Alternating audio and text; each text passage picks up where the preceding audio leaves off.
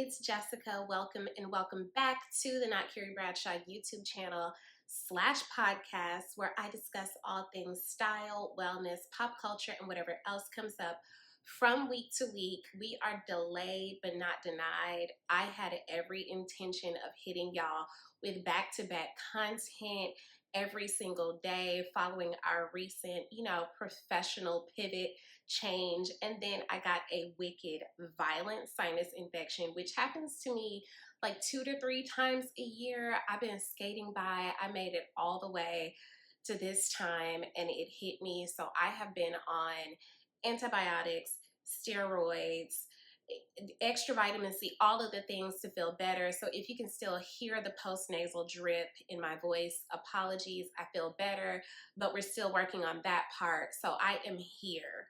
Okay, we are back. We are getting in the groove. We are getting in our creative flow, hun. So we have to kick everything off with our fashion segment as per usual. And I just want to say, as a Leo who has been surrounded by Tauruses and Virgos, to be able to say that I was right all along is such a treat.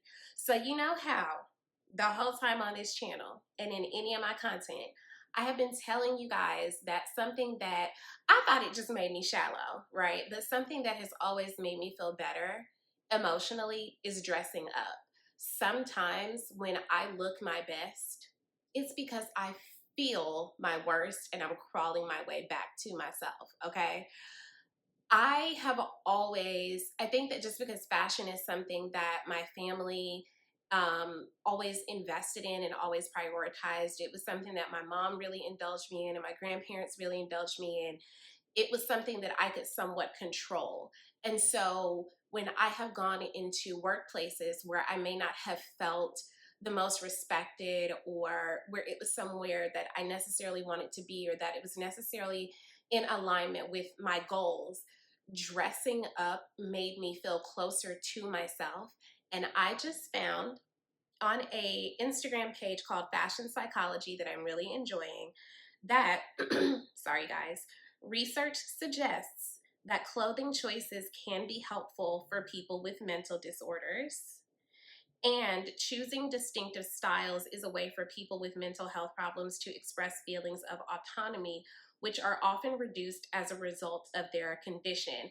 They're also talking about the fact that like certain fabrications and everything can also provide you with like a certain kind of comfort, because even when I talk about things in therapy, my therapist talks a lot about like the tactile part of mindfulness, right? A part of practicing mindfulness is being present with all of your senses. And so I think there really is something to touching, feeling, being wrapped in a higher quality garment. And that doesn't mean that I'm saying that if you go out and buy designer things that you will automatically feel better. But I am saying that finding those things that genuinely make you feel good on the outside, or that give you a sense of autonomy over how you present in the world, really can help you to feel good. It can really boost your mood. I know for me, especially wearing my power color pink, hello, genuinely does make me feel better. So I just want to say that I feel vindicated. I feel vindicated. I was right all along. It was Agatha all along. And I'm going to put a link to that Instagram page in the episode description in case you guys want to check it out. So coming up on this episode, y'all, we have to talk about Wendy and Eddie Osefo from Real Housewives of Potomac. Not just the latest scandal, but what this tells us about where reality TV is and how it's a reflection of kind of where we are as a society and as a community. So stay tuned for that. We'll be right back. All right, welcome back, guys. So let's start from the beginning. And let me just say, I do not delight in anyone's downfall. Okay, let's get that right out of the way. I have had mixed feelings about Wendy since she came on Real Housewives of Potomac. But we'll get to that. Right now, we're just reporting the news and my observations on what this kind of means about the way we as a community and a society relate to wealth, especially when it comes to reality TV. So a few days ago, Wendy and her husband were charged and arrested on felony fraud charges. They claimed that their home was broken into when they went on a trip to Jamaica, and they came back, and apparently there was like $450,000 worth of things that were stolen. And apparently this was insurance fraud because Wendy was seen wearing a ring and a bag that she alleged had been stolen in this robbery. Further, there are apparently emails where it looks like Eddie is telling her to add more things to the insurance claim so that they can get more money. I hope that this is not true. I have such a hard time believing that they would be this reckless with this, like, especially with Eddie being an attorney. I really want to believe that they would not be this stupid or this reckless. Now, the way that this has been discussed on social media has been fascinating because it's revealed a couple of things. Number one, people can't walk and chew gum at the same time. We know that, but the fact that this news has come out about Wendy, and some people are kind of, I'm going to be honest, some people are taking a bit of delight in it because Wendy, from her introduction on the show, really condescended to a lot of the other women and had this like moral superiority to other people. And so to see her allegedly engage in duplicitousness and fraudulent behavior, it is a little bit like, well, right? I just really don't want to believe that she would be this stupid, especially because one of her main things that she loved to say is, as a Nigerian, they, take so much pride in education is so important, and they have 4 degrees, and her mother gets an allowance and they spend all this money and all these things like that. Well, Wendy was a professor and a talking head commentator, and then she gets on this show, and one of the things that really, really turned me off about Wendy when she first came on the show was how much she talked about having 4 degrees as if it made her better than the other ladies. And my thing is, if you feel like having 4 degrees makes you so superior, why are you in the same room as these other women? Why are you making your money now in one of the same ways that these women do? Right. And I also really, really took umbrage with the way she spoke about Monique Samuels following the fight between Monique and Candace. I have already said how I felt about that fight. In brief, I have a huge problem with people feeling like it's okay to verbally attack people and never suffer any kind of physical repercussions from it. I'm sorry, I just don't think that it's okay to say any and everything to people.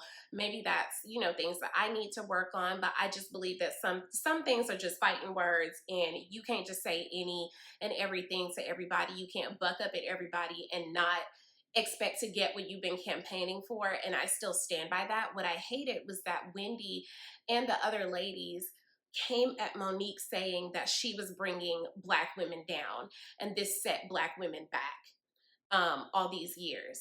And for Wendy to be so technically educated and a political commentator, to not also understand that by saying that Monique, as one person in a single action, is responsible for setting back our entire race and our entire gender, you are upholding racist stereotypes about Black women. You are saying that it is our fault that people believe these things about us, when overwhelmingly you are a part of a franchise of shows that displays that women and people of all identities get into physical fights. So to say that Monique in that moment set us all back makes me call into question just how actually well informed you are about our community and where we stand. So that always really pissed me off. I think that she slut shamed Mia a lot. And Mia is extremely problematic. We know that. But some of the ways that Wendy came off was she left a lot to be desired. Her next season, I think that she came back a little bit, especially when the Green Eye Bandits were coming towards her. And what I don't like is that because um, this arrest has happened, now people think that they were vindicated the whole time in how they treated her. And Ashley is taking so much delight in this potential downfall. And broken clocks. You know, people are multifaceted.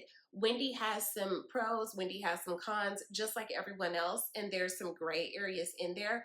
But her doing this does not mean that the colorism that she experienced was justified. It doesn't mean that the way Robin and Giselle went after her unprovoked was justified. Like, 1 plus 1 does not equal 2 there. Like, y'all are doing some real interesting math.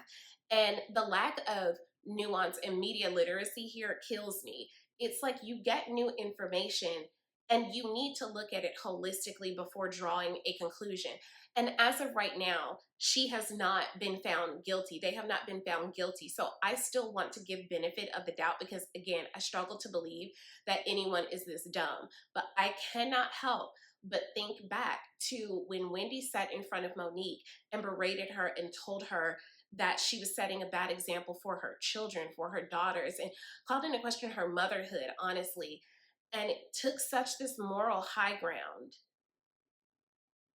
And now look at what you've been accused of. Now, let's say for shits and giggles that this is true. This would not be the first time that a housewife or a reality star, period, has gotten caught up in some financial misdoings. Okay. I think that reality TV has gotten so to a point where, like, there's levels to wealth. There's rich and then there's wealthy. From what I gather, a lot of the women on Potomac are upper middle class, but they're not wealthy like Orange County, not wealthy like Beverly Hills. But even on those franchises, Erica Jane is going through what Erica Jane is going through. You know, a lot of people have hit financial stumbles. Like, it's rare. The 1% is the 1% for a reason. It's rare that people genuinely have a bottomless pit of fuck you money. A lot of people don't, and that's okay. But I can say that again, if this, just for shits and giggles, if Wendy and Eddie did actually commit fraud, if Wendy really did quit her job to become a housewife full time, to become a real housewife of Potomac full time, and this was what you needed to do to keep up with these women who don't even have that much, was it worth it? I think that even in this day and age when we have so much going on, people still have a lot of shame about not being wealthy. There's still so much poverty shaming that happens among all of us, and none of us are wealthy. Like, I find that so comical, but also kind of sad. And then I can't help but think about how Wendy, you know, and a lot of like first generation, second generation immigrant children talk about the expectation to take care of their parents. And I'm very curious if part of their feeling that they needed to do this came from the pressure that they felt from their families to provide, because they have what, 3 children, they have this big home, they have these businesses that they're trying to take off in Happy Eddie, you know, the cannabis company and all these things like that. And I'm just really curious, like, does that pressure come from within or from without?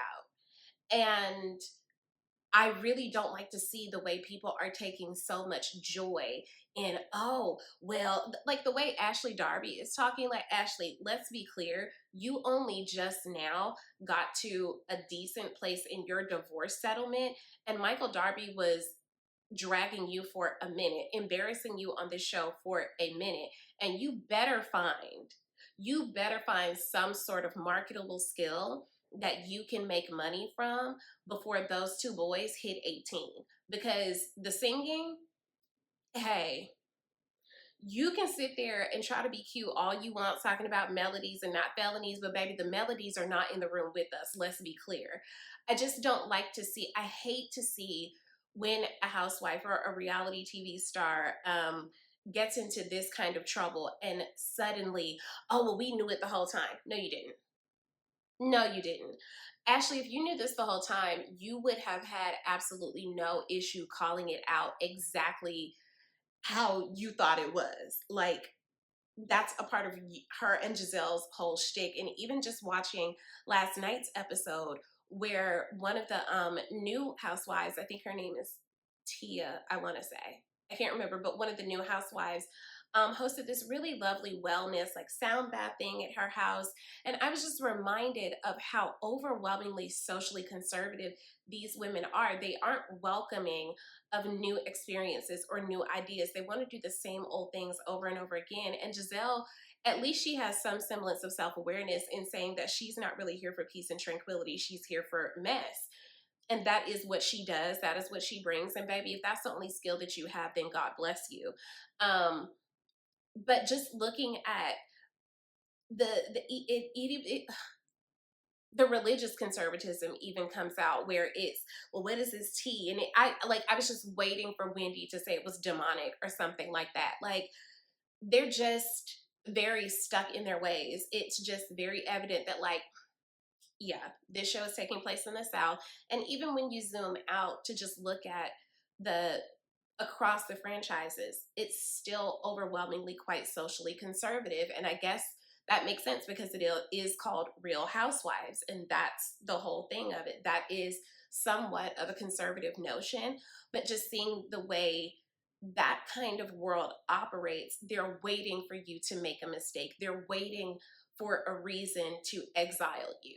And if you look at any kind of like history among nobles, this is what wealthy and wealthy adjacent and wealthy aspiring people have always done. It's always been, let's create drama because we don't have any real problems. And what's interesting about that is these people have real problems and then walked head for it, took a swan dive into unnecessary further issues to be on TV, to be popular. What are we doing? Who this for? You did all of this for what? To impress these women? That's what I hope. I hope that Wendy didn't do all of this to impress this group of women. Because a lot of her behavior, especially her first season, when I think back on it, seems like she really wanted Robin and Giselle's approval really badly. And it's like, why? Who the fuck are they? Why did you feel like you needed that? Just things to consider. So I'm going to continue watching this season of Housewives of Potomac.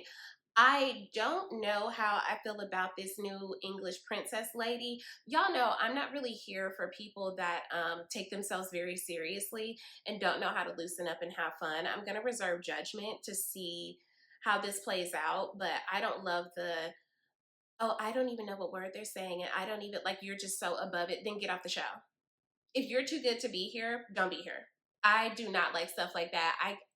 I genuinely cannot stand people like that. And that's another thing that I don't understand about folks who put on so much to be in the room with these kinds of people. They're not fun to be around. I want to be around my people. I don't want to be around people I want to be around the people who are in alignment with me and with my values and with my goals and who know how to genuinely have fun. Why do you want to be around people that you have to fight so hard to convince that you belong? That's just in this day and age, baby, you need actual community, not people where you have to pay your way or fraud your way in. Who that's for? Nobody's having fun then. Like, leading rich people to their rich shit. I don't need to be over there. I want to be with the people. You know, this makes me think about back in my day in Atlanta, the first time we went to Birthday Bash, back when it was at Lakewood Amphitheater, which is an outdoor venue. The first time we went, we bought tickets like for a seat, right, for the concert. But the real party was in the general admission on the lawn. So we left our seats to go be on the lawn where the people were actually dancing and having fun and socializing. That's where I want to be. I want to be in real community. I don't want to be in a place where somebody is turning their nose up at me and asking me like my pedigree and stuff like that. I don't enjoy that. And the way Giselle does that to people, you would think that Giselle comes from extreme wealth. She does not. And that is okay. Why can't it be okay? When our economy is what our economy is, our job market is what our job market is. Why isn't it okay for people to not be wealthy? What is that? Anywho, okay, I'm talking in circles. that's all I want to talk about today. Thank you guys for being patient with me as my voice and my sinuses recover. Sorry if I sound crazy to you guys. Doing my best, taking my meds. Be sure to like and comment and subscribe and share and review and all of the things, and join the Patreon. The link is in the episode description, and we'll talk soon. Bye.